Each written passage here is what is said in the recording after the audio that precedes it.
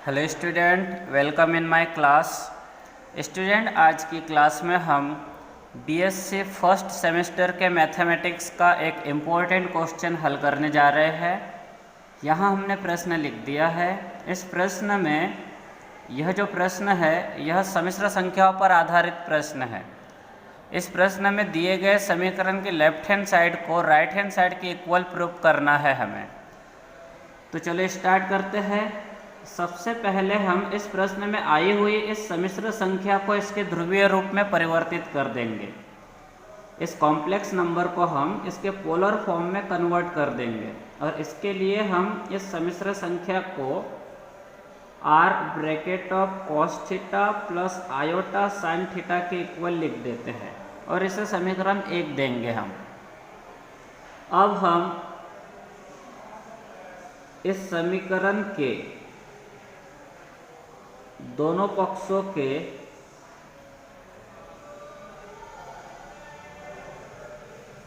वास्तविक और अधिकल्पित भागों की तुलना करेंगे।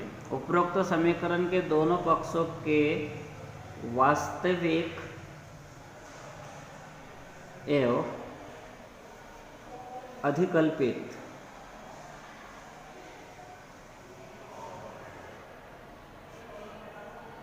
भागों की तुलना करने पर सबसे पहले हम इस समीकरण के दोनों ओर के रियल और इमेजिनरी पार्ट को कंपेयर करके यहाँ पर दो समीकरण प्राप्त करेंगे। देखो यहाँ पर इसके लिए हम क्या करेंगे, राइट हैंड साइड के रियल पार्ट को लेफ्ट हैंड साइड के रियल पार्ट के इक्वल लिख देंगे। राइट हैंड साइड के वास्तविक भाग को लेफ्ट हैंड साइड के वास्तविक भाग के इक्वल लिखना है हमें। वास्तविक भाग वह होता है जो आयोटा के साथ नहीं आता है। जैसे इस सम्मिश्र संख्या में r cos थीटा आयोटा के साथ नहीं आया है, मतलब यहाँ राइट हैंड साइड के सम्मिश्र संख्या का वास्तविक भाग r cos थीटा है। और लेफ्ट हैंड साइड में यह 1 i के साथ नहीं लिखा है, मतलब यह 1 लेफ्ट हैंड साइड का वास्तविक भाग है। तो हमने राइट हैंड साइड के वास्तविक भाग को लेफ्ट हैंड साइड के वास्तविक भाग के इक्वल लिख दिए, इसे हम समीकरण 2 देंगे। इसी प्रकार हम अधिकल्पित भाग को अधिकल्पित भाग के इक्वल लिखेंगे। अधिकल्पित भाग उस भाग को कहते हैं जो आयोटा का गुणांक होता है। राइट हैंड साइड में आयोटा का गुणांक r sin थीटा होगा और लेफ्ट हैंड साइड में आयोटा का गुणांक 1 है, तो हम r sin थीटा को 1 के इक्वल लिख लेंगे।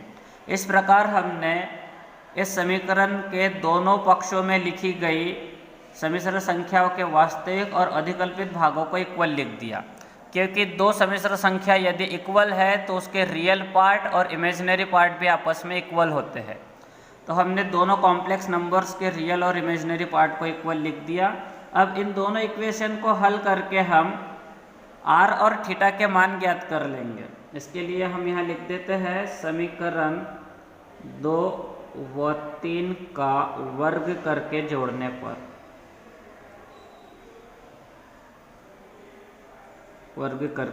पर r का मान ज्ञात करने के लिए हम समीकरण 2 और 3 का वर्ग करके जोड़ रहे हैं। हम लेफ्ट हैंड साइड का वर्ग करके लेफ्ट हैंड साइड के वर्ग में जोड़ देंगे और इसी प्रकार समीकरण 2 के राइट हैंड साइड का वर्ग समीकरण 3 के राइट हैंड साइड के वर्ग में जोड़ देंगे। r स्क्वायर कॉमन ले लिया तो हमें ब्रैकेट में cos square theta plus sine square theta मिलेगा यहाँ, और राइट हैंड साइड में 2 r स्क्वायर, ये cos square theta plus sine square theta 1 होगा और ये राइट हैंड साइड में 2 जैसे का वैसा। यहाँ से r का मान प्राप्त कर लेंगे, r का मान √2 प्राप्त होगा, दोनों साइड का रूट ले लिया हमने। अब हम थीटा का मान प्राप्त करने के लिए समीकरण 3 को समीकरण 2 से भाग देंगे। हम इक्वेशन 3 को इक्वेशन 2 से डिवाइड कर देते हैं, जिससे हमें r sin theta upon r cos theta equals to 1/1 प्राप्त होगा। लेफ्ट हैंड साइड को लेफ्ट हैंड साइड से डिवाइड करेंगे, राइट हैंड साइड को राइट हैंड साइड से डिवाइड करेंगे, जिससे हमें ये वाली इक्वेशन मिलेगी। यहाँ r से r कैंसिल हो जाएगा, sine theta upon cos theta tan theta होगा, और यहाँ राइट हैंड साइड में 1 है। इस 1 को हम 10π/4 भी लिख सकते हैं, क्योंकि 10π/4 की वैल्यू 1 होती है।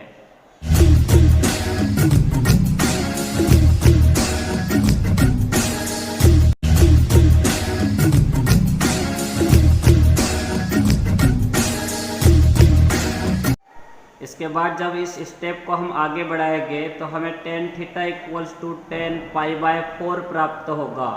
10 से 10 कैंसिल कर देंगे, जिससे हमें थीटा इक्वल्स टू π/4 प्राप्त होगा। थीटा का और r का मान हम समीकरण 1 में रख देंगे। अपना समीकरण 1 इस प्रकार लिखा था हमने, 1 plus iota equals to r, bracket of था cos theta plus i sine theta. इस समीकरण 1 में हम r के जगह r का मान और थीटा के जगह थीटा का मान रख देंगे, और सम्मिश्र संख्या 1 प्लस आयोटा का ध्रुवीय रूप प्राप्त करेंगे। यहाँ लिख देते हैं हम r व थीटा के मान समीकरण 1 में रखने पर, जब हम समीकरण 1 में r और थीटा के मान रख देंगे तो हमें सम्मिश्र संख्या 1 प्लस आयोटा का ध्रुवीय रूप प्राप्त होगा, और वह इस प्रकार होगा। यह समीकरण 1 था अपना, समीकरण 1 अपना इस प्रकार का लिखा गया समीकरण था। इसमें हम r के जगह r का मान लिख रहे हैं, r का मान √2 प्राप्त किए थे हमने, और ये cos थीटा के जगह थीटा का मान π/4 प्लस आयोटा साइन, फिर से थीटा का मान π/4 लिख देंगे। ये 1 प्लस आयोटा का मान है, इसे हम समीकरण 2 देते हैं, समीकरण ये होगा अपना 4, ये अपना समीकरण 4 होगा। इसी प्रकार हम 1 माइनस आयोटा का मान लिख देते हैं, √2 cos π/4 माइनस आयोटा साइन π/4, ये समीकरण 5 होगा। देखो यहाँ 1 प्लस आयोटा का मान है जो है, उस मान में cos π/4 प्लस आयोटा साइन π/4 आया है, तो फिर 1 माइनस आयोटा के मान में यहाँ पर cos π/4 माइनस आयोटा साइन π/4 आएगा, प्लस के जगह माइनस आएगा, क्योंकि इन दोनों सम्मिश्र संख्याओं में प्लस और माइनस का ही अंतर है, तो इनके मान में भी प्लस और माइनस का ही अंतर होगा। मतलब इसमें जहाँ प्लस आया है वही इस सम्मिश्र संख्या में प्लस के जगह माइनस आएगा। तो इस प्रकार हमने दोनों सम्मिश्र संख्या 1 प्लस आयोटा और 1 माइनस आयोटा के ध्रुवीय रूप प्राप्त कर लिए। अब हम दिए गए समीकरण की लेफ्ट हैंड साइड लेके चलेंगे और राइट हैंड साइड लेके आएंगे। तो यहाँ लिख देते हैं अब left hand side equals to 1 plus iota whole to the power n plus 1 minus iota whole to the power n।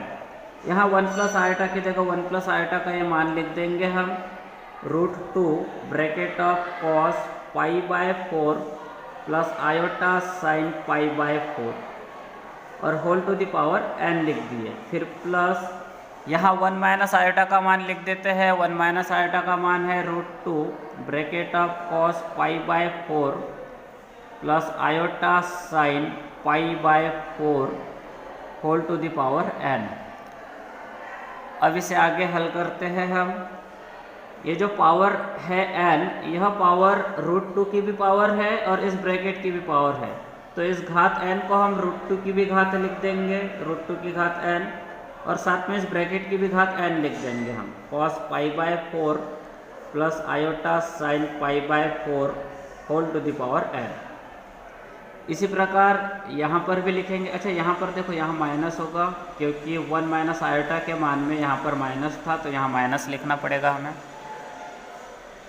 यहाँ पर √2 की भी घात n है, तो यहाँ लिखेंगे √2 टू द पावर n और साथ में cos π/4 minus iota sine π/4 whole to the power n।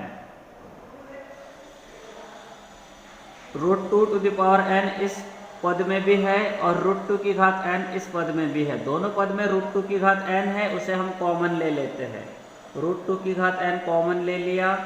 फिर यहाँ पर पहले पद में cos π/4 plus iota sine π/4 whole to the power n बचेगा, और दूसरे पद में बचेगा cos π/4 minus iota sine π/4 whole to the power n। इसके बाद हम √2 को इस प्रकार लिखते हैं, √2 मतलब 2 की पावर 1/2 और whole to the power n। यहाँ इस पहले ब्रैकेट में दिमायोवर प्रमेय लगाते हैं और दिमायोवर प्रमेय के अनुसार इस घात को हम कॉस और साइन के एंगल के साथ लिख सकते हैं। तो दिमायोवर प्रमेय का प्रयोग करके हम घात n को कॉस के एंगल के साथ भी लिख देते हैं और इस घात n को साइन के एंगल के साथ भी लिख देते हैं।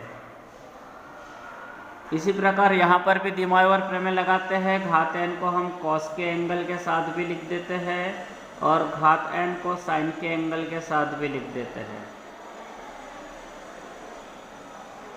यहाँ घातों पे घात हो तो घातों का गुणा होता है आपस में, मतलब 2 की घात 1/2 है और उसकी भी घात n है।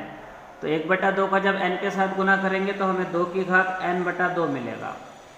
साथ में ये iota sine nπ/4 minus iota sign nπ/4 से कैंसिल हो जाएगा और cos nπ/4 plus cos nπ/4 ये होगा 2 cos nπ/4।